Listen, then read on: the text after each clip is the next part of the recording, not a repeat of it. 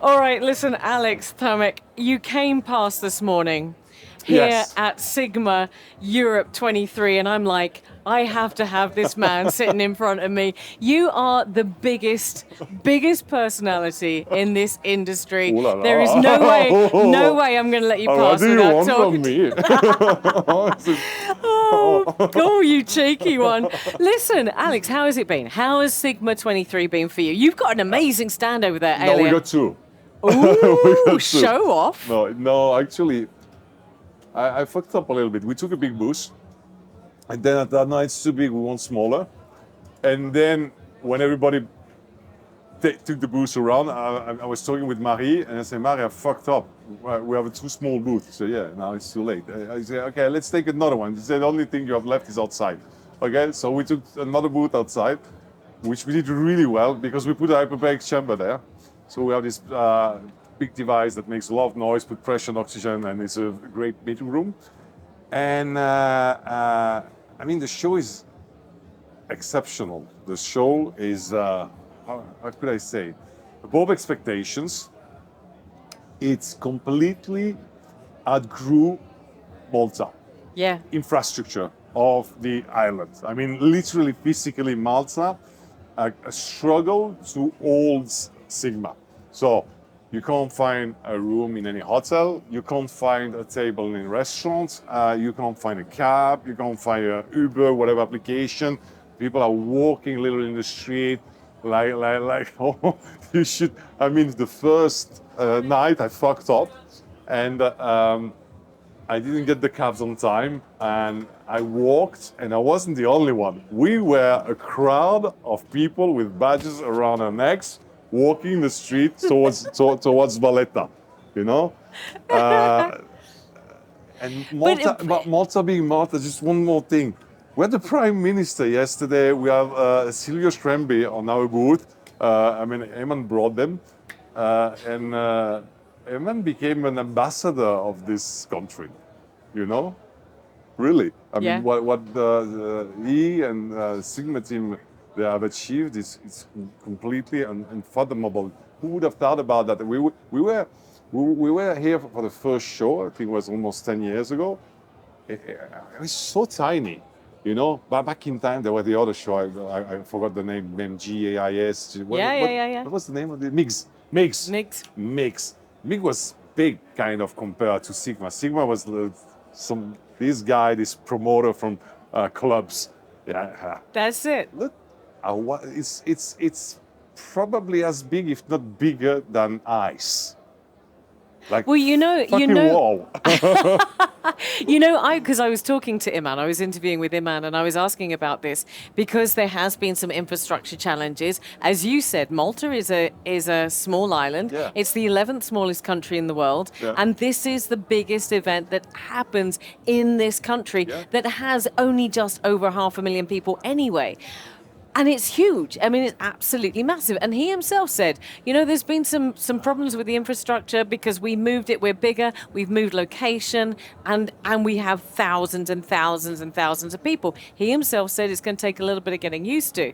But I also had conversations over the last couple of days because SiGMA comes at the end of the year. And this has been a little bit of an education for me because unlike other conferences, this conference is more of a festival. It's about Yeah.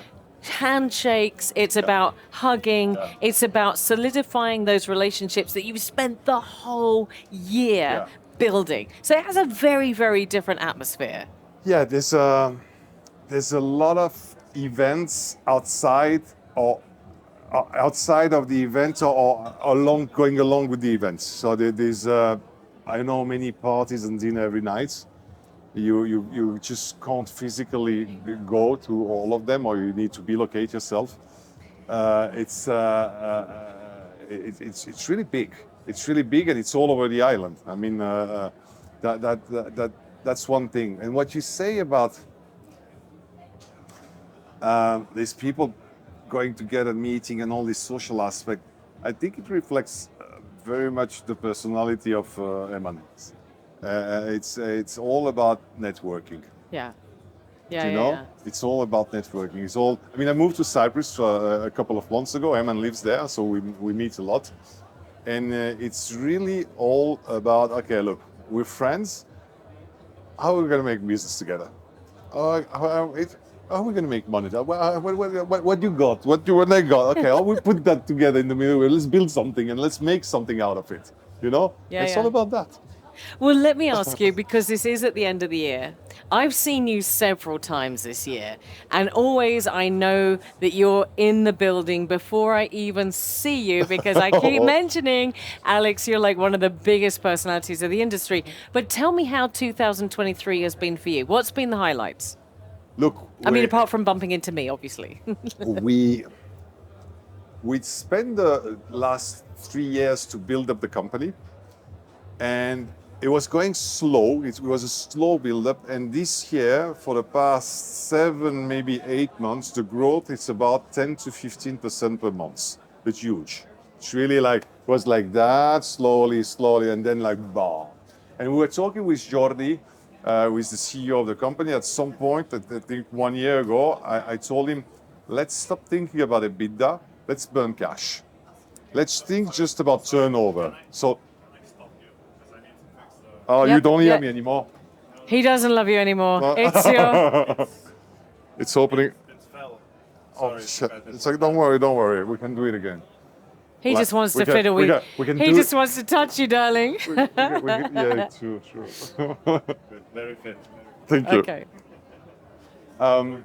Where do we start again? So you were saying how the Yes. you're talking about the burning cash. Yes. So we had a slow start, and last year at some point we're talking with our COO Jordi, and we said, okay, look, let's burn cash. Let's try to invest. Let's be in all the shows, and it paid off. It paid off because it's a small industry. You need to meet with people. You need to see people. You need to show them you're here. Okay. And the funny thing is that I moved to Cyprus, I think in February, March this year. So I left the company. I physically left the company, which is located in Barcelona. And I thought, oh, well, how it's going to happen? Are they going to be able to do it without me? You know, because we were having 1 or 2 meetings per week. And at the moment I left, basically the growth started. So I'm like, okay, these guys can handle it. Obviously, it seems to work without me.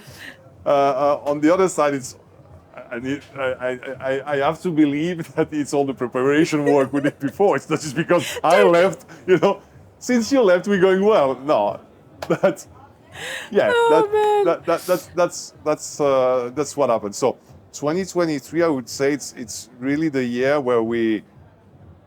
Let me think about the numbers.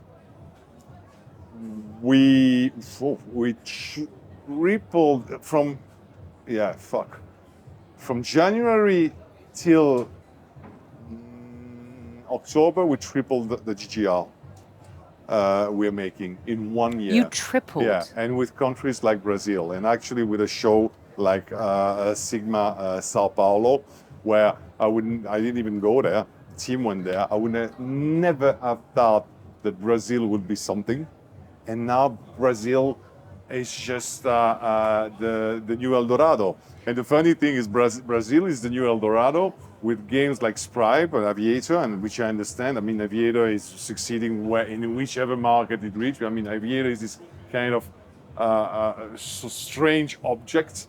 And kudos to the guys. I mean, they created that 3 years ago, and it's literally succeeded in every country.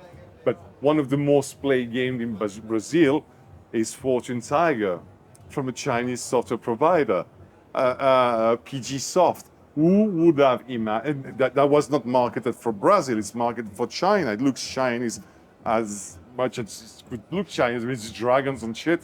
And this game is, I don't know if it's number one. I think it's number 2 behind Aviator in Brazil. And as an aggregator, of course, we have them, and it's making substantial amount of revenue. So it's very hard to predict where it's going to come from. You know? That's a phenomenal story. So you're going to be you need to be everywhere. It's very hard also to say, okay, we need to focus somewhere. True, you need focus. Our focus is aggregation. We don't do platform, we don't do B2C. We focus on aggregation because that's where we're good at, okay? But there's so many markets and all these shows. I mean, the next big show next year, it's going to be Budapest with merging with Affiliate World. That's a very big news also. Why it's a very big news? Because I'm looking for operators. I need to see operators, but you need to build an ecosystem to make this guy come. How do you make an operator come? You attract him with an affiliate. So you bring affiliate, operator comes, and then the B2Bs that we are. It's a food chain, you know, and that's what SiGMA has been doing for years with the 400 affiliate thing that started, I know, many years ago. Yeah. And now with the merge acquisition, or how you would want to call it, of Affiliate World and SiGMA merging in Budapest next year, it's going to be huge. Really. But listen, I hear what you're saying, okay? And you mentioned Brazil, you mentioned LATAM. That has been the biggest buzzword this year at SiGMA. Everybody has been talking about it. But you also talked about this growth. And you also talked about the fact you left Barcelona and you've gone to Cyprus far away. But there has to be something else. There has to be some other magic to make a 300% increase. What is it that you guys have got? What is it that you've got, Alex, that is making the business so successful? I think we also invested a lot in people.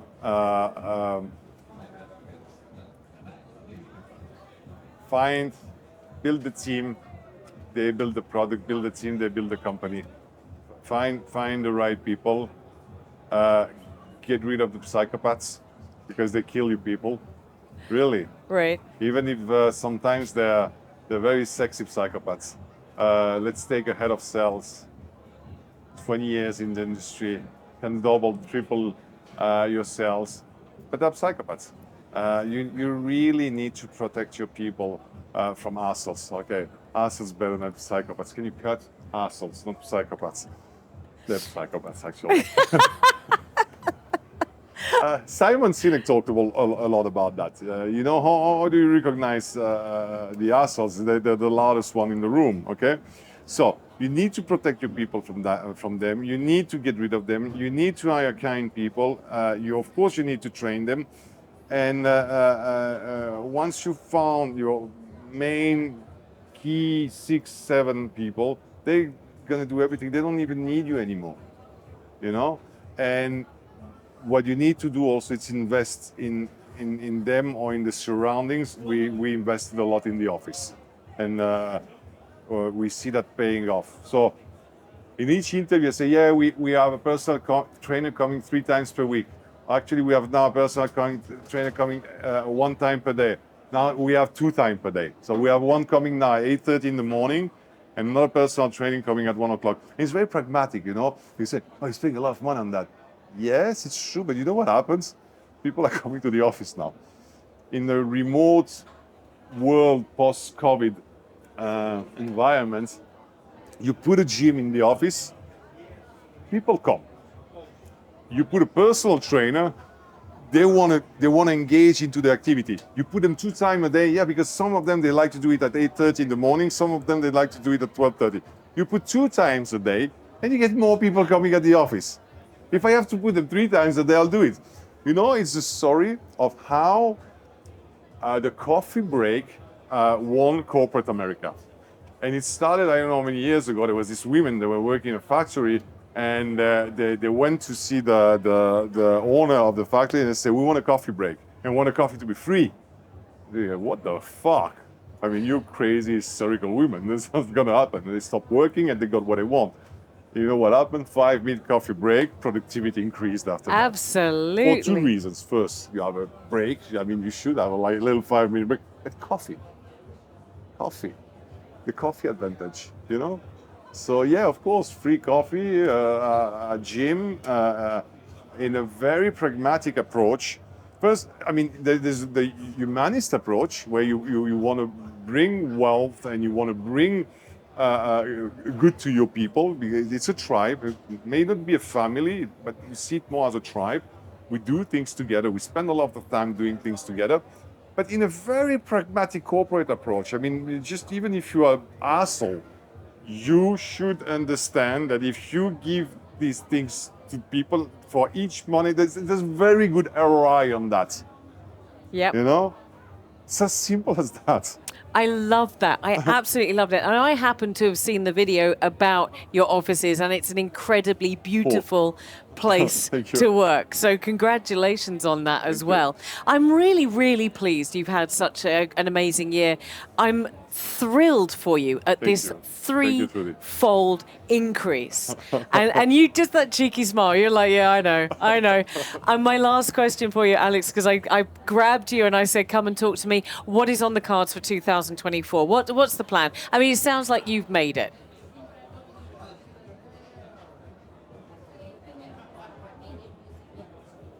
I would say we just started showing the tip of our head out of the soil. We need to grow.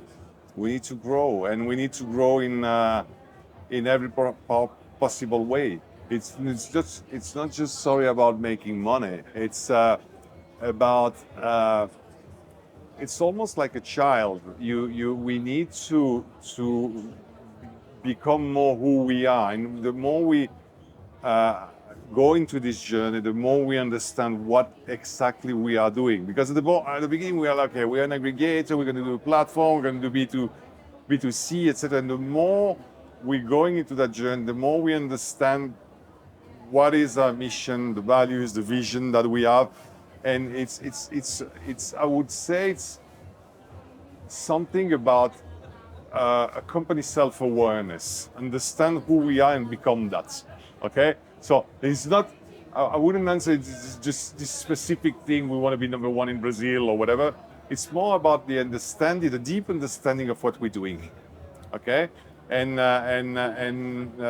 maybe the big shift actually is not going to happen next year, but the year after, because we're in this process now where we're growing and we're maturing. You know, I knew if I chased you hard enough and I got this interview, it would be absolutely worth it, and it really is. Alex, I just want to say thank you for taking the time for us, and also wishing you all the best. Can we do this again next year? Whenever you want. Fantastic. Thank you very much indeed.